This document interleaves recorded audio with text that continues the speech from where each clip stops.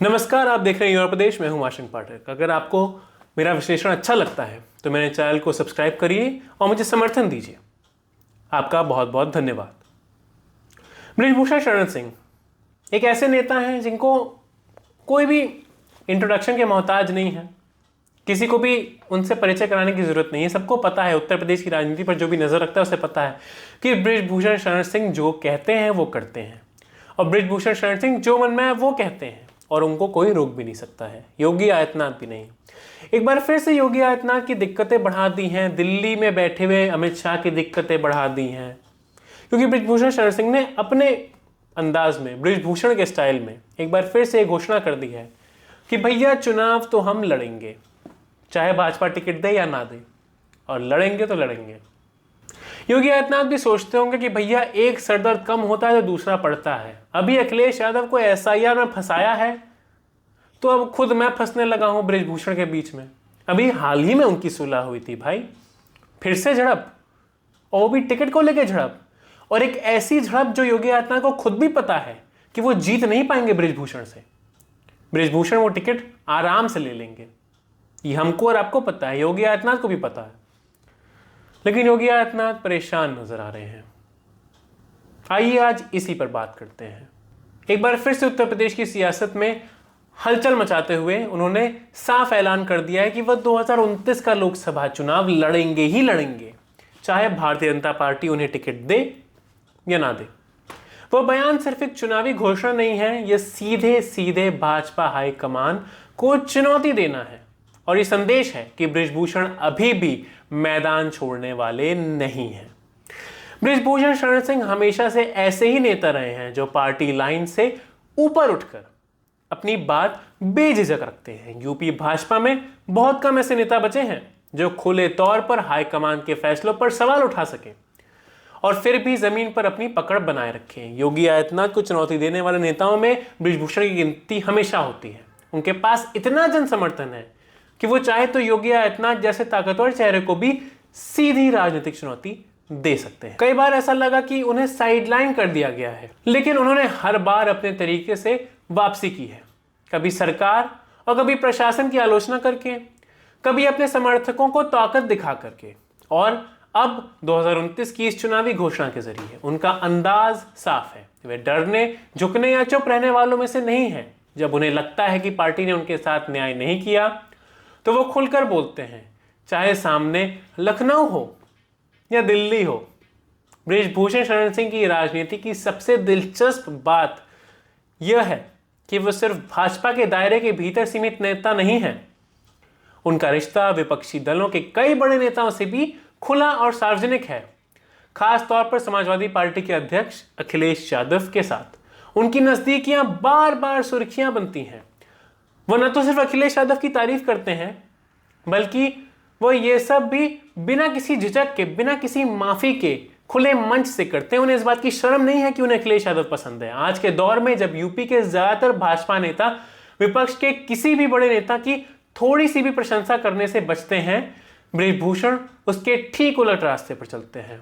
वे बार बार संकेत देते हैं कि उनकी दोस्ती और रिश्ते सिर्फ पार्टी की सीमाओं से तय नहीं होते, बल्कि व्यक्तिगत भरोसे और पुराने नातों से भी चलते हैं।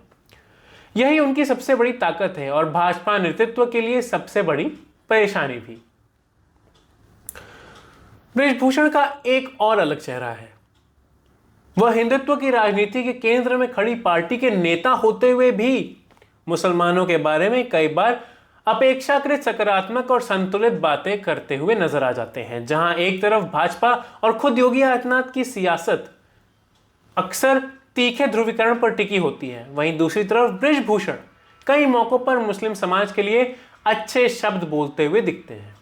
ये बात उन्हें उत्तर प्रदेश के आम भाजपा नेताओं से अलग बनाती है, और यही कारण है कि अल्पसंख्यक समुदाय के कुछ हिस्सों में भी उनके लिए एक अलग तरीके की जिज्ञासा और स्वीकार्यता दिखाई देती है। ये बात सच है।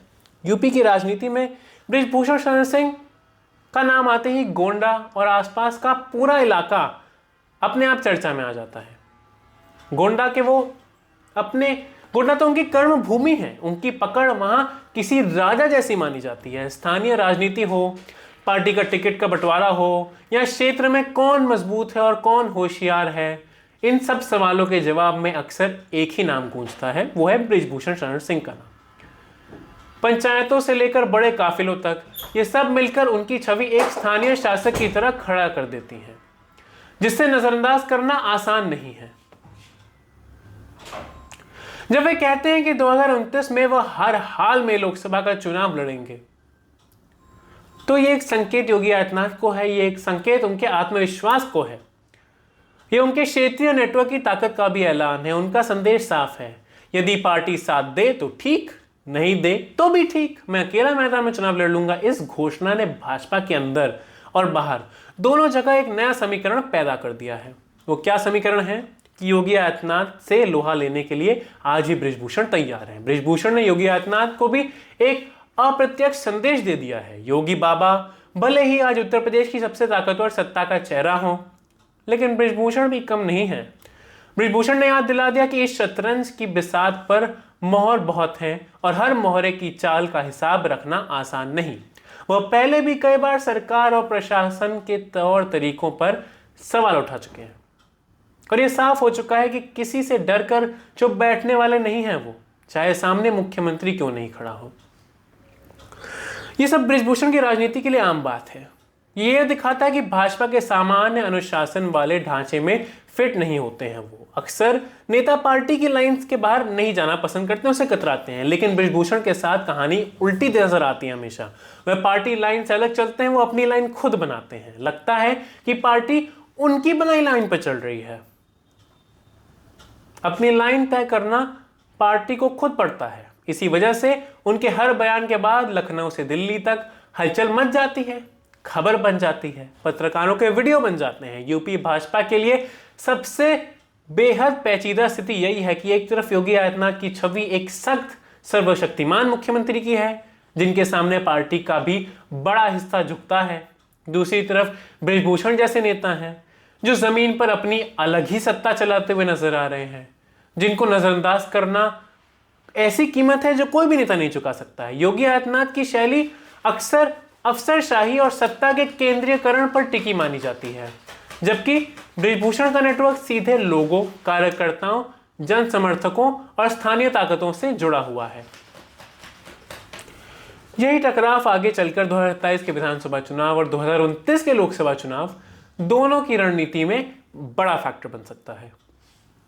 अगर बृजभूषण नाराज होते हैं या खुले मन से बगावत कर देते हैं, तो इससे गोंडा, कैसरगंज, आसपास की सीटों पर भाजपा की संभावनाओं पर सीधा असर पड़ सकता है। भाजपा जानती है कि केवल चेहरे और नारे के भरोसे चुनाव नहीं जीता जाता है, चाहे योगी बाबा का चेहरा कितना मजबूत क्यों ना हो। स्थानीय क्षत्रप भी भाजपा को टिकट जिताने में उतने ही माहिर होते हैं और बृजभूषण उन क्षत्रपों में से एक हैं, हमेशा से रहे हैं। इसलिए बृजभूषण शरण सिंह को मनाए रखना, उनके गुस्से को ठंडा रखना और उन्हें पार्टी के भीतर सम्मानजनक स्थान की अनुभूति कराते रहना, यह सब भाजपा हाईकमान के लिए अब टॉप प्रायोरिटी बन गई है। दिल्ली का नेतृत्व ये समझ रहा है कि अगर यूपी में सत्ता बचाए रखनी है और 2023 में मजबूत वापसी करनी है, तो बृजभूषण जैसे क्षत्रप नेताओं को नजरअंदाज करने की कोई गुंजाइश ही नहीं है। इसके लिए आप योगी आदित्यनाथ को भी गुस्सा दिला सकते हैं। यहीं पर सबसे बड़ी दुविधा योगी सरकार के सामने आ जाती है। अब योगी जी क्या करें? योगी आदित्यनाथ की अपनी छवि ऐसे नेता की है जो किसी से समझौता नहीं करता, समझौते में यकीन ही नहीं करता और जिनके सामने कोई दूसरा बराबर का शक्ति केंद्र उन्हें सहज नहीं लगता। लेकिन बृजभूषण शरण सिंह ऐसे ही समांतर शक्ति केंद्र हैं, जमीन पर मजबूत, समर्थकों से घिरे हुए और बागी तेवरों के साथ। यूपी की सत्ता को बनाए रखने के लिए भाजपा को एक तरफ योगी आदित्यनाथ की लोकप्रियता को देखना होगा, वहीं दूसरी तरफ बृजभूषण की भी अपनी एक लोकप्रियता है भैया, उसे संभालना भी तो जरूरी है।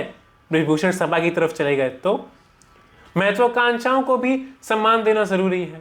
यह संतुलन आसान नहीं है, लेकिन अगर पार्टी इसे साध नहीं पाती तो 2027 में राह बड़ी मुश्किल खड़ी हो सकती है। आखिर यह सवाल भी तो जायज है कि क्या भाजपा हाईकमान बृजभूषण शरण सिंह को 2027 तक भाजपा के भीतर रख पाती है कि नहीं रख पाती है? क्या पता नहीं रख पाए। अब योगी जी क्या करते हैं, ये तो देखने वाली बात है।